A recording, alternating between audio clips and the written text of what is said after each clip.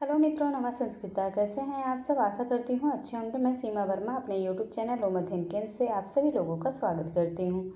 पिछली क्लास में 60 नंबर प्रश्न तक प्रश्नोत्तरी हो चुकी थी। आज 61 नंबर प्रश्न से प्रश्नोत्तरी होगी।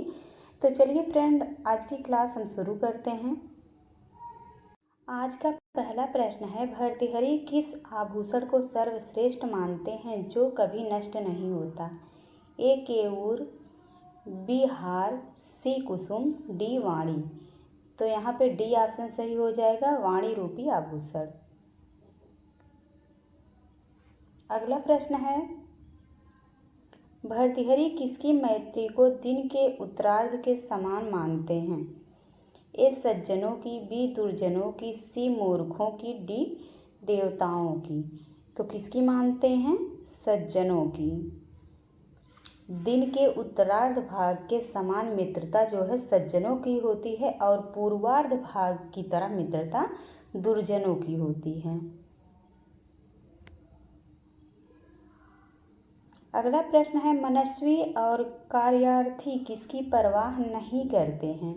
ए परलोक की, बी पत्नी की, सी सुख और दुख की, डी विद्या की। तो यहाँ पे सी ऑप्शन सही हो जाएगा, सुख और दुख की परवाह नहीं करते हैं। अगला प्रश्न है, मानुषीस कथम वा स्यात् अस्य रूपस्य संभवः। इस पंक्ति में वर्णन है। ये सीता का, बी शकुंतला का, सी लक्ष्मी का, डी अनसुईया का। तो किसका वर्णन है? शकुंतला का। बी ऑप्शन सही हो जाएगा।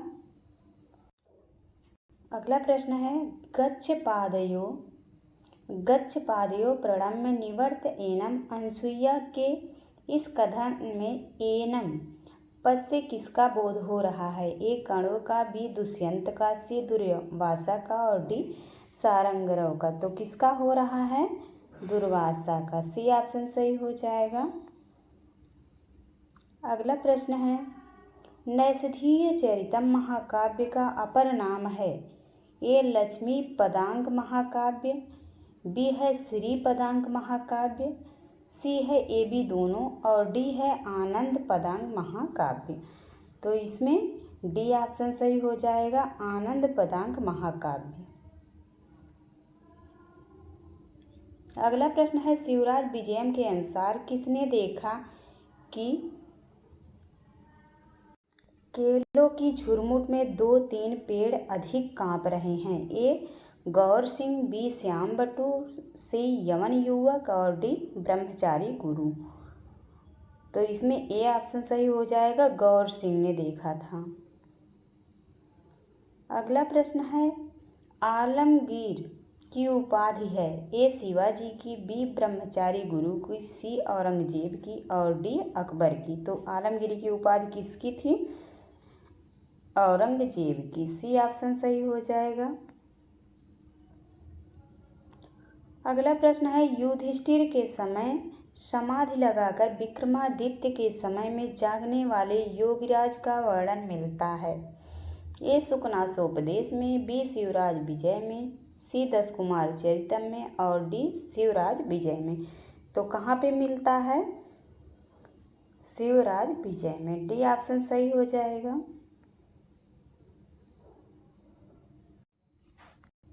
अगला प्रश्न है, करुणस्य मूर्ति रथवा सरेली विरह व्यथेव वनमेति जानकी किसने कहा?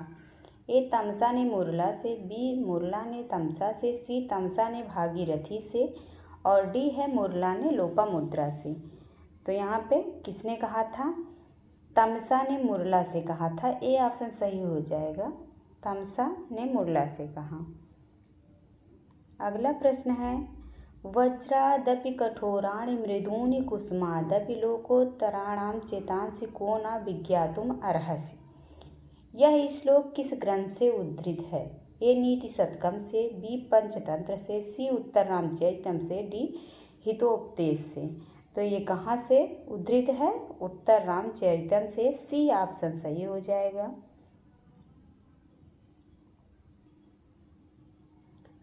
अगला प्रश्न है, किस कवि ने अपने ग्रंथ का मंगलाचरण स्वरचित श्लोकों से नहीं बल्कि पौराणिक श्लोकों से किया है। ए बाणभट्ट ने, बी कालिदास ने, सी भारवी ने और डी अंबिका दत्त व्यास ने। तो यहाँ पे डी ऑप्शन सही हो जाएगा, अंबिका दत्त व्यास ने।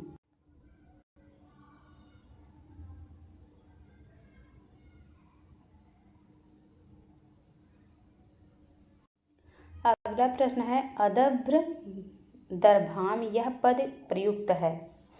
ए नीति शतकम में, बी उत्तर रामचरितम में, सी किरातार्जुनीयम में, डी अभिज्ञान शाकुंतलम में। तो कहाँ है? किरातार्जुनीयम में।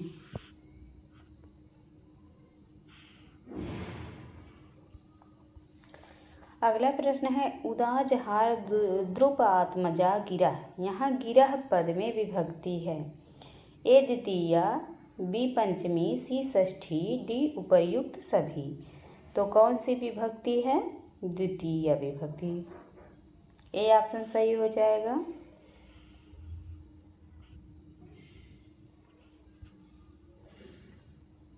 अगला प्रश्न है, प्रविश्य कृष्णासनम महीभुजा। यहाँ महीभुजा पद में तृतीया विभक्ति है।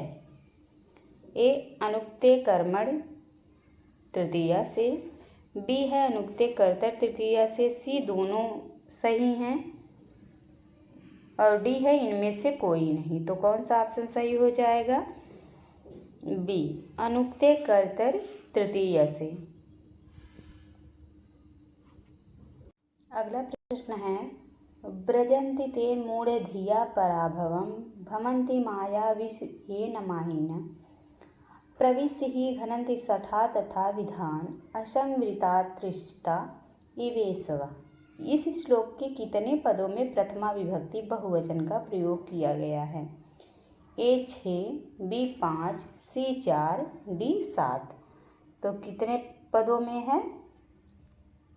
7 पदों में। डी ऑप्शन सही हो जाएगा। 7 पदों में प्रथमा विभक्ति का प्रयोग हुआ है, प्रथमा विभक्ति बहुवचन का प्रयोग हुआ है।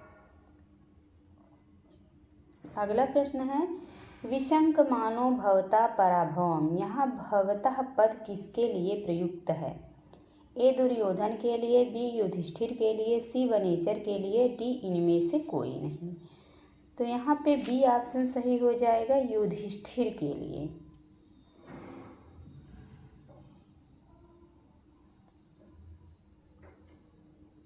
अगला प्रश्न है,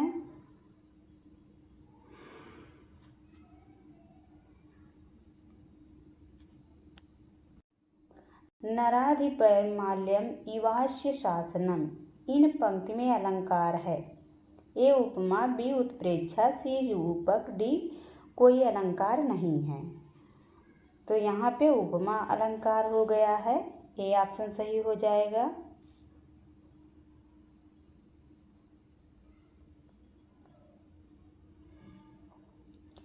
अगला प्रश्न है, इमामहम वेद न तावकी धियम।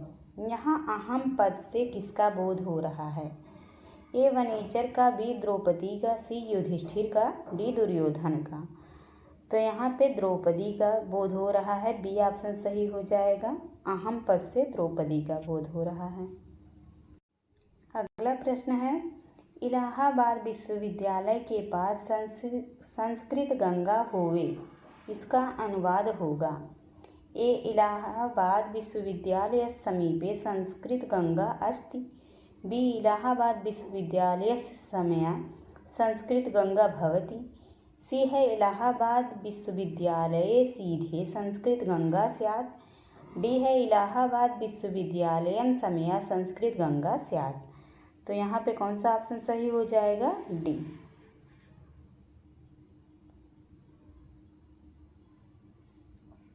अगला प्रश्न है, सा च कुलपति राज्य छंदसाम यह प्रयोक्ता। इस पंक्ति से किसका बोध हो रहा है? ए वशिष्ठ का, बी विश्वामित्र का, सी वाल्मीकि का, डी कर्ण का। तो यहाँ पे वाल्मीकि का बोध हो रहा है। सी ऑप्शन सही हो जाएगा। अगला प्रश्न है, नदति सा एस वधू सखा शिखंडी। यह किसका कथन है? ए वासंती का, बी तमसा का, सी राम का, डी सीता का। तो ये किसका कथन था? वासंती का। ए ऑप्शन सही हो जाएगा, वासंती का कथन था ये।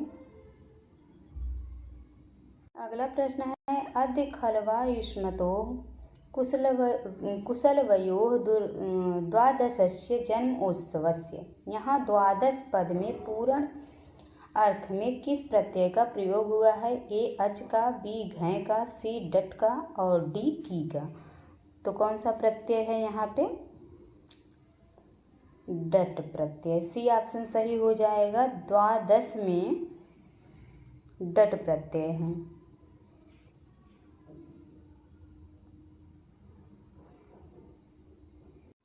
अगला प्रश्न है इदानीम अपि मया विरहितं त्वां तत् चिन्तयस्यति। शकुंतला के इस कथन में त्वाम पद किसके लिए प्रयुक्त है? ए प्रियंवदा के लिए, बी अनसुईया के लिए, सी मृग के लिए और डी कण्व के लिए। तो किसके लिए प्रयुक्त है? मृग के लिए। सी ऑप्शन सही हो जाएगा, मृग के लिए।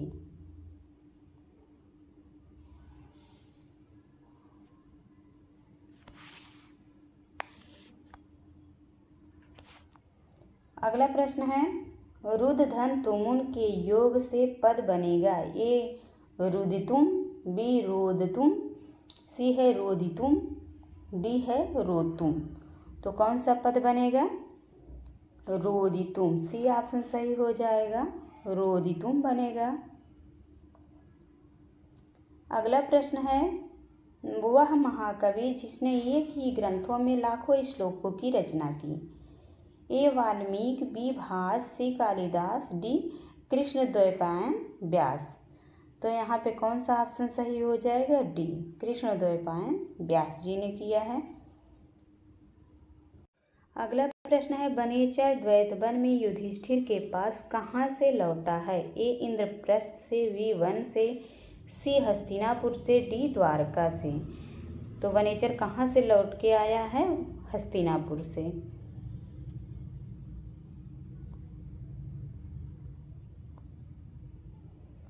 अगला प्रश्न है किरातार्जुनीयम के प्रारंभिक 3 सर्गों को कहा जाता है। ए महत्त्रयम, बी पाषाणत्रयम, सी सर्गत्रयम और डी है उपजीव्यत्रयी। तो इसमें कौन सा ऑप्शन सही हो जाएगा? बी पाषाणत्रयी के नाम से 3 सर्गों को जानते हैं। अगला प्रश्न है किम अशुद्धम, अशुद्ध पूछा है। ए माम त्वाम अंतरा संस्कृतम, बी रीते संस्कृतात् सुखम नास्ति, सी विना संस्कृतम नास्ति भारतम, डी संस्कृतेन परितः ज्ञानम अस्ति। तो यहाँ पे कौन सा ऑप्शन गलत हो जाएगा? डी। अगला प्रश्न है किम शुद्धम पदम। ए बहुव्रीहि, बी जानु, सी दधि और डी उपर्युक्त सभी। तो यहाँ पे सी ऑप्शन सही हो जाएगा, दधि।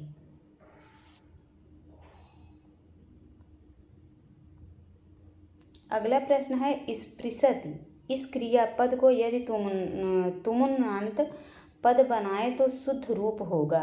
ए स्पृष्टुम, बी स्पर्शितुम, सी स्पृष्टुम और डी है स्पर्शतुम।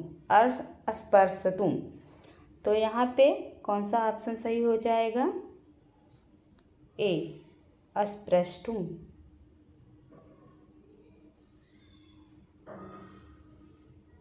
अगला प्रश्न है राजन इस शब्द रूप में कितनी बार ज्ञा अक्षर का प्रयोग है? जैसे राज्ञः, राज्ञा, राज्ञे आदि में। तो ए है 9 बार, बी 8 बार, सी 7 बार, डी 10 बार। तो यहाँ पे कौन सा ऑप्शन सही हो जाएगा? ये 9 बार प्रयोग हुआ है। अगला प्रश्न है नामन शब्द का सप्तमी एक वचन में रूप होगा। ए नामनी, बी नामनी, सी नामनव, डी है ए और बी दोनों।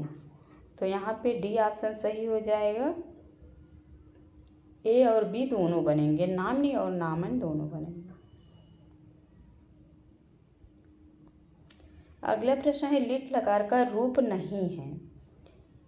ए शक धातु सच्छयति, बी है इस धातु ऐच्छयति, और सी है प्रच्छ धातु प्रच्छयति और डी है सिच धातु सेच्यति। तो यहाँ पे कौन सा ऑप्शन गलत है? बी, इस धातु के अच्छति, यही गलत है। अगला प्रश्न है सुमेलित करें। वर्ग और संख्या को सुमेलित करना है। पहला है स्पर्श वर्ण। स्पर्श वर्ण कितने हैं? तो 25 हैं, तीसरा सही हो जाएगा। और अंतस्थ वर्ण, अंतस्थ वर्ण 4 हैं, तो चौथा सही हो जाएगा। स्वर वर्ण, स्वर वर्ण कितने हैं? तो 9 है, संस्कृत में 9 माने जाते हैं। अल्प प्राण कितने हैं? तो अल्प प्राण 19 हैं। और महाप्राण कितने हैं? 14 हैं।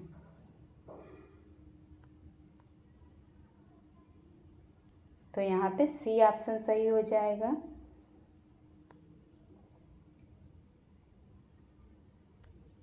अगला प्रश्न है भवद्भिः श्लोकाः उच्यन्ते। इसका वाच्य परिवर्तन करें। ए भवतः श्लोकं वदन्ति, बी भवद्भिः श्लोकान् वदन्ति, सी भवन्तः श्लोकान् वदति, डी भवन्तः श्लोकान् वदन्ति। तो यहाँ पे डी ऑप्शन सही हो जाएगा, भवन्तः श्लोकान् वदन्ति। अगला प्रश्न है किसमें मीन प्रत्यय का विधान किया गया है? ए नारी में, बी नर्तकी में, सी गौरी में, डी कुमारी में। तो किसमें हुआ है? नारी में मीन प्रत्यय है, ये ऑप्शन सही हो जाएगा। अगला प्रश्न है तद्धितांत तल प्रत्यय से बने हुए पद किस लिंग में होते हैं? ए पुल्लिंग, बी स्त्रीलिंग, सी नपुंसक लिंग, डी सभी में। तो किस में होते हैं? स्त्रीलिंग में। तल प्रत्यय से बने शब्द स्त्रीलिंग में होते हैं, बी ऑप्शन सही हो जाएगा। अगला प्रश्न है तद्धितांत पद नहीं है। ए भगवान, बी वैयाकरणः, सी बुद्धिमान, डी कृतवान। तो यहाँ पे डी ऑप्शन सही हो जाएगा, कृतवान नहीं है। अगला प्रश्न है कौन सा प्रत्यय केवल आत्मनेपदी धातुओं से लगता है? ए सानच, बी सत्र, सी तुमुन, डी अक्तौ प्रत्यय। तो यहाँ पे ए ऑप्शन सही हो जाएगा, सानच प्रत्यय। अगला प्रश्न है किस छंद के प्रत्येक चरण के प्रारंभ में 2 नगड़ होते हैं? ए इंद्रवज्रा, बी शार्दूलविक्रीडितम, सी मालिनी और डी है शिखरडी। तो यहाँ पे सी ऑप्शन सही हो जाएगा, मालिनी छंद के। अगला है निह, अर्थात र प्लस रसः का संधि युक्त पद होगा। ए निरसः, बी नीरसः, सी है निरसः और डी है निरासः। तो यहाँ पे कौन सा ऑप्शन सही हो जाएगा? बी नीरसः। अगला प्रश्न है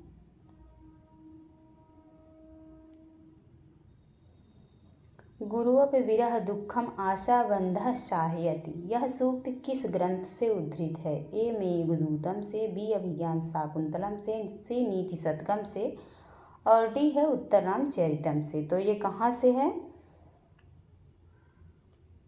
अभिज्ञान शाकुंतलम से उद्धृत है, बी ऑप्शन सही हो जाएगा। अगला प्रश्न है 6 अंकों वाले नाटक का नाम है। ए स्वप्नवासव दत्तम, बी प्रतिमा नाटकम, सी मुद्रा राजसम, डी विक्रमो वर्षीयम। तो यहाँ पे ये ऑप्शन सही हो जाएगा, स्वप्नवासव दत्तम में 6 अंक हैं। अगला प्रश्न है सारंग पद का अर्थ है। ए भौरा, बी मृग, सी हाथी, डी उपर्युक्त सभी। तो यहाँ पे डी ऑप्शन सही हो जाएगा, उपर्युक्त सभी। सारंग पद का अर्थ उपर्युक्त सभी हैं, अर्थात तीनों सही हैं। अगला प्रश्न है यामिनी कामिनी चंद बिंदौ यु इंदौ। यहाँ यामिनी पद का क्या अर्थ है? ए चांदनी, बी नायिका, सी रात्रि और डी स्त्री। तो यहाँ पे सी ऑप्शन सही हो जाएगा, यामिनी का अर्थ है रात्रि। अगला प्रश्न है भगवन श्रूयताम यदि कुतूहलम। यहाँ भगवान पद किसका संबोधन है? ए ब्रह्मचारी गुरु का, बी भगवान शिव का, सी शिवाजी का, डी योगीराज का। तो किसका है?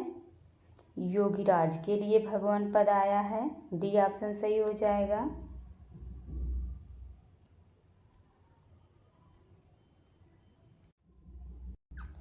अगला प्रश्न है प्रत्युदात्तः कथमपि भवान गंतुम आशु व्यवश्चेत। यहाँ प्रत्युदात्तः पद की व्याकरणात्मक टिप्पणी लिखें।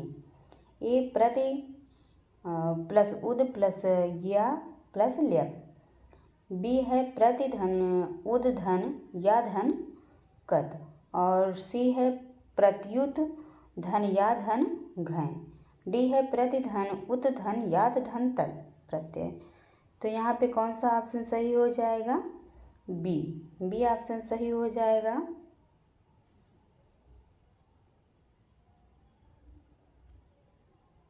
अगला प्रश्न है तेनार्थी त्वं त्वयि विधिवशात दूरबंधु गतो अहम। यहाँ त्वयि और अहम पद क्रमशः किसका बोध कराते हैं?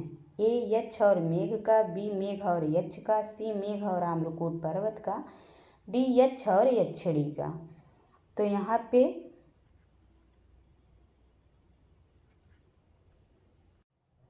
बी ऑप्शन सही हो जाएगा। मेघ और यक्ष के बारे में बात हो रही है।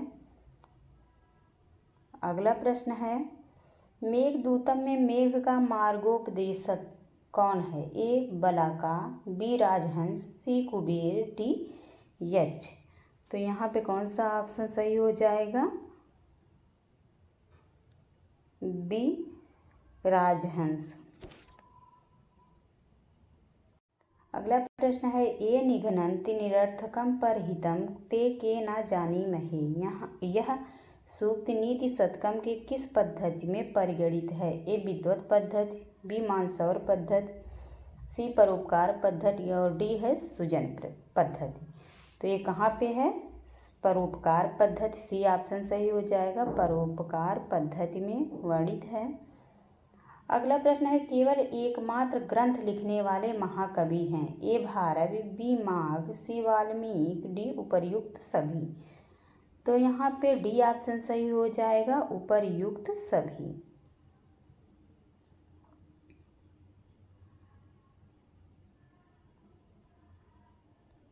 अगला प्रश्न पुनः सुमेलित ही करना है। वर्ण है और श्लोक संख्या है। किराता अर्जुनियम के प्रथम सर्ग में कितने श्लोक हैं?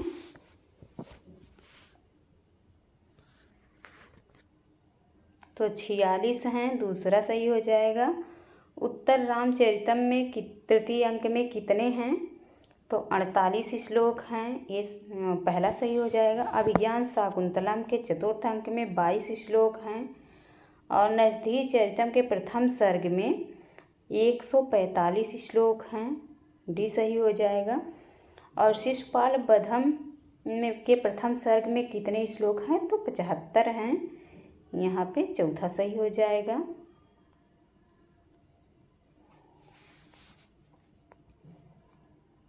तो यहाँ पे कौन सा ऑप्शन सही हो जाएगा? डी। अगला प्रश्न है सबसे बड़ी संख्या है? ए 39, बी 39, सी 28 और डी है 21। तो यहाँ पे ए ऑप्शन सही हो जाएगा। 39। अगला प्रश्न है सतां सद्भिः संगः कथमपि हि पुण्येन भवति। यह किस कवि का कथन है? ए भर्तृहरि का, बी भवभूति का, सी कालिदास का और डी माघ का। तो यहाँ पे बी ऑप्शन सही हो जाएगा। यह भवभूति का कथन है। अगला प्रश्न है उत्तर रामचरितम की तरह सीता चरितम लिखने वाले आधुनिक युग के महाकवि हैं? A doctor Satyavrat Shastri, B doctor Rewa Prasad Dwivedi, C doctor Abhiraj Rajendra Mishra और डी हैं डॉक्टर राधा वल्लभ त्रिपाठी। तो यहाँ पे बी ऑप्शन सही हो जाएगा, डॉक्टर रेवा प्रसाद द्विवेदी ने सीता चरितम लिखा है।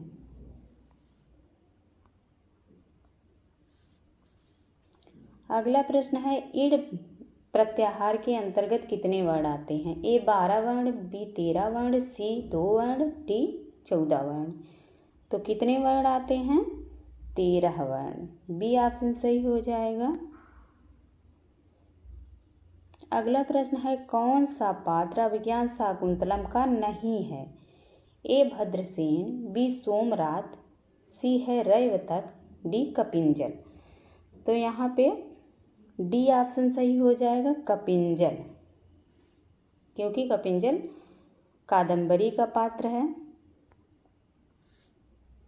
अगला प्रश्न है, कुमार संभवम में रस है? ए श्रृंगार रस, बी वीर रस, सी करुण रस और डी शांत रस। तो यहाँ पे कौन सा रस है? श्रृंगार रस। ए ऑप्शन सही हो जाएगा, श्रृंगार रस का प्रयोग किया गया। अगला प्रश्न है, सुतमेव मनसा त्वाम वत्सलेन स्मरामि। यहाँ राम के द्वारा किसका स्मरण किया जा रहा है? ये सीता का, भी हाथी के बच्चे का, सी मृग का और डी मोर का। तो यहाँ पे डी ऑप्शन सही हो जाएगा, मोर का जो है स्मरण किया जा रहा है।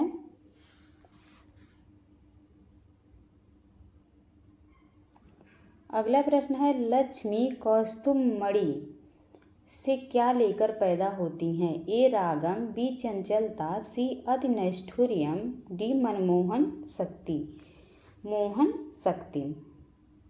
तो यहाँ पे सी ऑप्शन सही हो जाएगा, कौस्तुभमणि से कठोरता जो है ग्रहण करती हैं।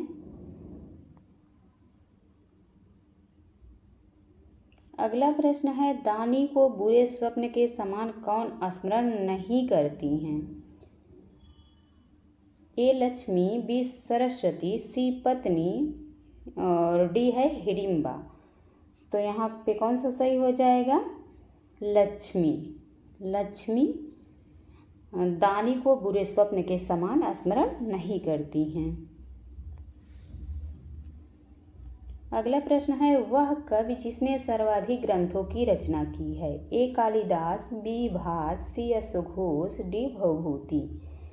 तो यहाँ पे बी ऑप्शन सही हो जाएगा, भास ने सबसे अधिक रचना की है। अगला प्रश्न है, धीरोदात्त नायकों में गणना नहीं होती है? ए दुष्यंत की, बी नल की, सी चंद्रापीठ की और डी उदयन की। तो यहाँ पे डी ऑप्शन सही हो जाएगा, उदयन को धीर ललित नायक के नाम से जाना जाता है। अगला प्रश्न है, श्रृंगार रस प्रधान नाटक नहीं है? ए अभिज्ञान शाकुंतलम, बी स्वप्नवासव दत्तम, सी मालविकाग्निमित्रम और डी है वेड़ी संहारम। तो यहाँ पे कौन सा सही हो जाएगा? वेड़ी संहारम। डी ऑप्शन सही हो जाएगा। आज का प्रश्न यहीं पे समाप्त होता है। Thank you all of you. आप लोगों को प्रश्नोत्तरी कैसी लगी कमेंट में ज़रूर बताइएगा, और प्रश्नोत्तरी अच्छी लगी हो तो प्लीज़ चैनल को लाइक शेयर सब्सक्राइब करिएगा। धन्यवाद।